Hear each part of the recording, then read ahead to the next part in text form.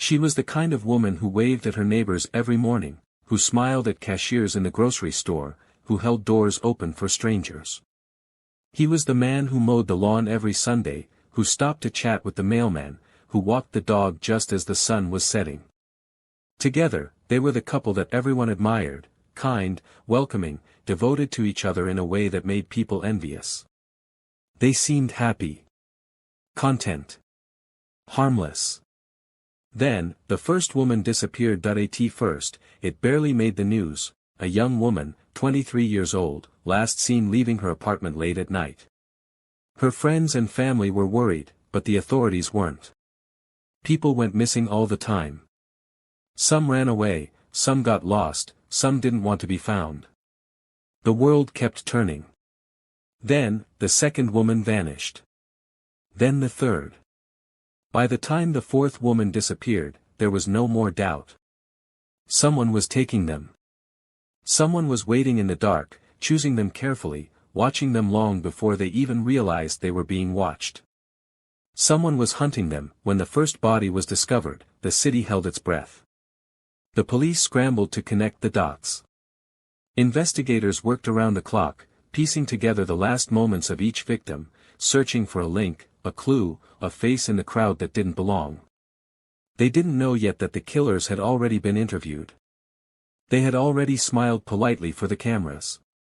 They had already offered their condolences. No one suspected Catherine and David Waller. For years, they lived unnoticed, blending seamlessly into their quiet suburban life. Their names were never whispered in darkened alleys. Their faces were never printed on warning posters. They were the last people anyone would have imagined capable of such horrors. And yet, one by one, the victims kept disappearing. 17 women. 17 lives.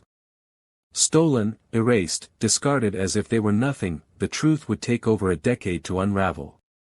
The horror buried beneath their polished exteriors would shake an entire community to its core. And when the truth finally came out, it left only one question echoing in everyone's mind: how did no one see it coming? As the years passed, the city of Wichita continued its quiet, everyday rhythm. People went about their lives, unaware of the darkness hiding in plain sight. Catherine and David Waller continued to be the model couple, two smiling faces, always present at neighborhood gatherings, always there with a kind word for anyone who needed it.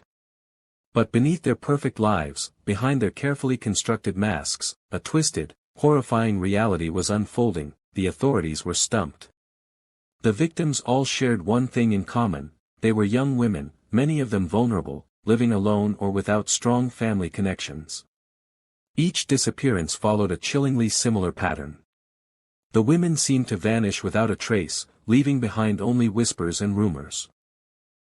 Some were last seen at bars, others at gas stations, some even in the comfort of their own homes. Yet, no one could ever pinpoint how or why they had been taken. Then came the breakthrough. It was 1998 when the first real clue was discovered: a small piece of paper, torn and crumpled, found in the pocket of one of the victims. It wasn't much. Just a scribbled name and an address. But it was enough. The name led detectives to a local motel. A simple inquiry at the front desk revealed something startling. The Wallers had been regulars, renting rooms under assumed names. Not just once, but multiple times, over the span of several years. At first, the police couldn't connect the dots. Catherine and David were well known to them as regular, upstanding citizens. They had no criminal records, no known ties to anything illicit. Yet, something about those repeated visits to that motel felt off. Something wasn't adding up. The more investigators dug, the more disturbing the evidence became. Security footage from the motel showed Catherine interacting with some of the missing women. She smiled, approached them with an air of familiarity. She spoke to them, as though she knew them. But the footage also revealed something chilling. David was always there, silent, watching, his face hidden in the shadows, lurking like a predator waiting for the right moment to strike. By the time the investigators connected the dots, it was too late. The Wallers had already taken their next victim. It wasn't until Rachel Donovan, a woman who had narrowly escaped, that the true horror of the Wallers' reign of terror was revealed. Rachel's story was harrowing. She had been lured to the Wallers' home under the guise of an opportunity to model. But when she arrived, something felt wrong. The house was too quiet. The air was thick with an unease she couldn't shake. As soon as she walked through the door, she knew she was trapped. Catherine greeted her with that same warm, seemingly innocent smile. David was quieter than usual, more intense. He watched Rachel with a look that sent a chill down her spine. Catherine led her to the basement, claiming it was where they would take photos. But once Rachel descended the stairs, the door slammed shut behind her. She was locked in. It was in that moment that the truth of what the Wallers had been doing all along became clear. They were no ordinary couple. They had been hunting women for years, preying on their vulnerabilities, luring them into a web of deceit. Catherine, with her charm and ability to manipulate, was the bait. David, with his violent tendencies and thirst for control, was the one who sealed their fate, but Rachel didn't give up. She fought. She screamed. She kicked and clawed her way to freedom. In the end, she managed to escape through a small window, running barefoot through the night until she found help. Her testimony was a turning point. For the first time, the police had a clear account of what had been happening behind closed doors. But the horror didn't end there. As the investigation continued, it became clear that the Wallers weren't just killing. They were keeping trophies. Photographs, pieces of clothing, small mementos, each item was a macabre reminder of the women they had taken. They collected them as if they were mere objects, preserving them in their twisted version of love, and so the investigation grew darker. Every new discovery revealed another layer of depravity. The Wallers' house was filled with evidence, Polaroid photographs, journals detailing their twisted fantasies, maps marking the locations of their crimes. It was as though the Wallers had been living in their own world, a world where they could do whatever they wanted, with no one the wiser. The authorities, once so certain of their innocence, were now faced with the grim reality of what had been happening right under their noses. Neighbors who had once praised the Wallers as the perfect couple now found themselves questioning everything they thought they knew about them. How could they have missed the signs? How had they been deceived so completely? The trial that followed was a media frenzy. The trial was a spectacle unlike any the town of Wichita had ever seen. As Catherine and David Waller sat in the courtroom, their once carefully constructed lives unraveling before their eyes, the tension in the air was suffocating. The walls seemed to close in on them as the evidence piled up, piece by piece, each new discovery more horrifying than the last. Catherine, once so poised and charming, now appeared fragile, her carefully maintained composure slipping with each passing day. She seemed almost vacant. As the testimonies were read aloud, detailing the gruesome scenes found in their home, the chilling discoveries made in the basement, her face remained blank, as though she couldn't truly comprehend the weight of what had been revealed. David, on the other hand, was unreadable. His cold, emotionless gaze never wavered. He sat with an air of defiance, as if the trial was simply a nuisance to him, another hurdle to pass before he returned to his own twisted version of reality. He never spoke during the proceedings, but his presence was overpowering, as though he was daring everyone in that courtroom to confront him, to challenge his actions. The surviving victim, Rachel Donovan, took the stand. She was no longer the terrified woman who had fled the Wallers' house in the dead of night. She was stronger now, a survivor with a story that needed to be told. Her testimony was powerful, each word imbued with the weight of her trauma. She spoke of the moment she realized she was trapped, the terror of seeing David's face as he locked the door behind her, the horror of knowing that she might never see the light of day again. As she recounted the details of her escape, her voice faltered, but only for a moment. The strength it took for her to speak of such horrors was palpable. Rachel's testimony was the turning point in the case. It wasn't just the evidence that sealed the Wallers' fate, it was the raw emotion in her words, the sheer terror she had lived through, the conviction in her voice that they had to be stopped. For the first time, the public truly understood the depth of the Wallers' depravity. They weren't just killers, they were predators, methodical and remorseless, taking their victims with an efficiency that made their actions all the more chilling. As the weeks wore on, the jury deliberated. The question wasn't whether the Wallers were guilty, they were. The question was how to reckon with the monstrous truth of what they had done. The town of Wichita was left to pick up the pieces of its shattered perception of safety, of trust, of the illusion that evil was always something we could recognize. Because in the case of Catherine and David Waller, evil had lived next door. Finally, after what felt like an eternity, the verdict was read aloud. The courtroom fell silent as the judge's voice echoed through the room. David Waller was sentenced to death. The sentence was swift, final, and as cold as the man himself. His reaction was nothing. No tears. No remorse. He simply nodded, as though he had expected this all along. Catherine Waller was sentenced to life in prison without the possibility of parole. Her face twitched only briefly, a fleeting expression of something, regret, perhaps, or more likely, the understanding that the game was over, but as the legal proceedings came to a close, the questions only deepened. How had they gotten away with it for so long? How had they managed to deceive so many people? How had no one suspected a thing? The truth was that Catherine and David Waller weren't just good at hiding their crimes, they were skilled manipulators. Catherine, in particular, was a master of deception. She could charm anyone, make them feel at ease, convince them that everything was normal when, in fact, she was laying the groundwork for the next victim. She was the perfect predator, appearing innocent, approachable, even kind. She made people trust her, and in doing so, she sealed their fates. David was more dangerous in a different way. He was methodical, cold, and ruthless. He didn't need to charm anyone, he just needed to dominate, to control.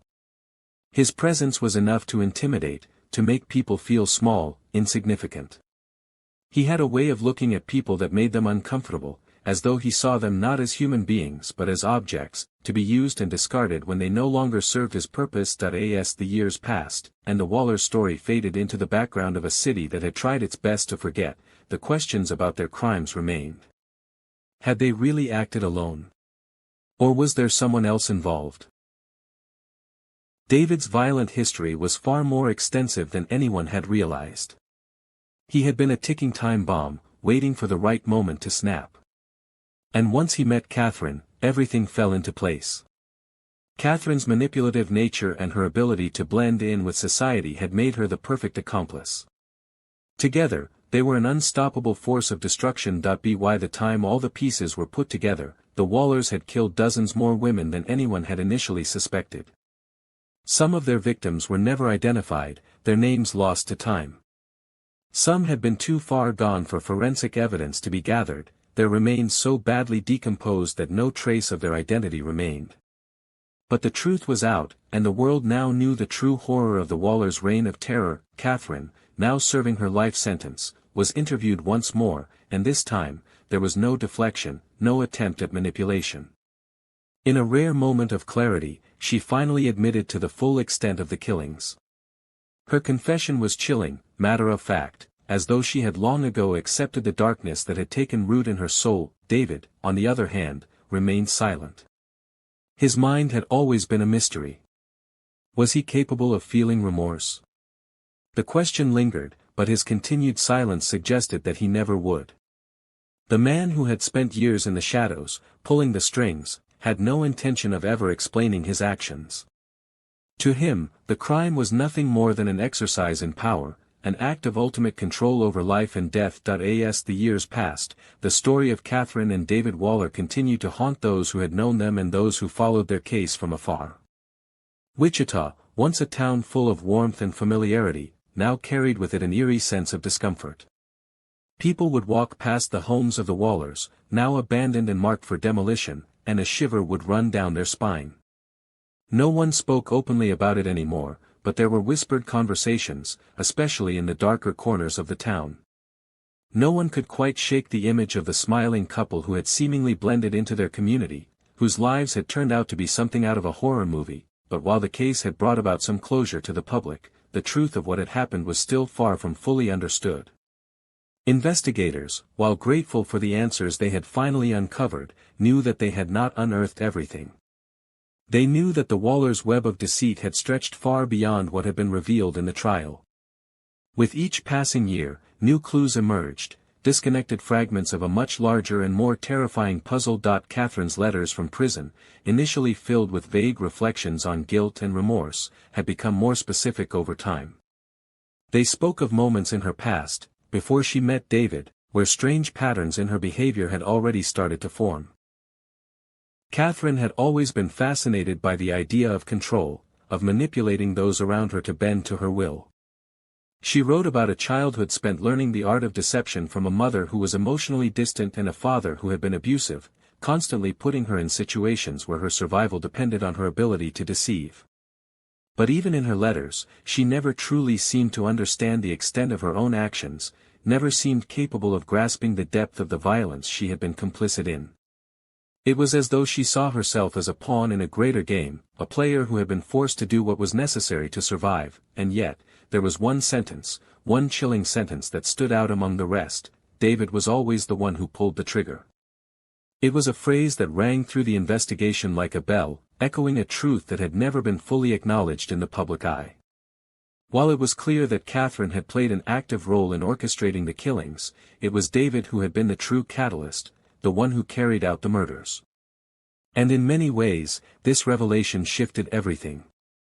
It painted David in an even darker light, not just as a manipulator but as a monster, one who could take life without a second thought. Detectives, reviewing the new information, began to reconsider the timeline of the murders. They started with the 17 women known to be his victims, but with Catherine's statement and the evidence gathered, they quickly realized there were far more. Each time they re-examined the case, more victims seemed to come into focus, victims who had been missing for years, cases long gone cold. Some had been found dead in remote areas, others had disappeared entirely. And there were new clues, unsettling connections between these long-forgotten cases and the Wallers' activities that began to form a dark pattern. The most horrifying discovery came in 2009, 4 years after Catherine and David's convictions. An old police file, buried under a stack of unsolved cold cases, was uncovered in the records room of the Wichita Police Department. It belonged to a young woman named Mary White, who had vanished in 1997 while working as a waitress in a small diner just outside of Wichita.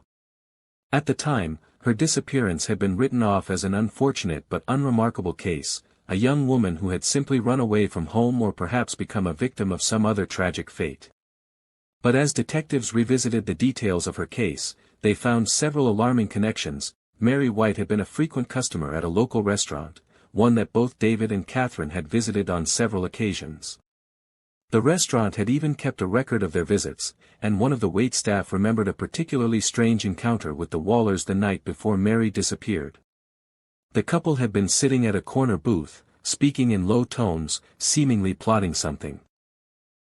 Mary had overheard a portion of their conversation and had, according to the staff member, looked visibly disturbed.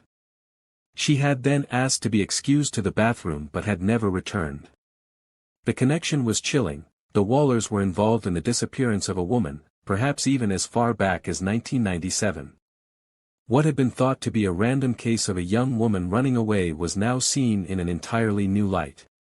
The Wallers had been killing for far longer than anyone had realized. Detectives now had to go back even further into the Wallers' history.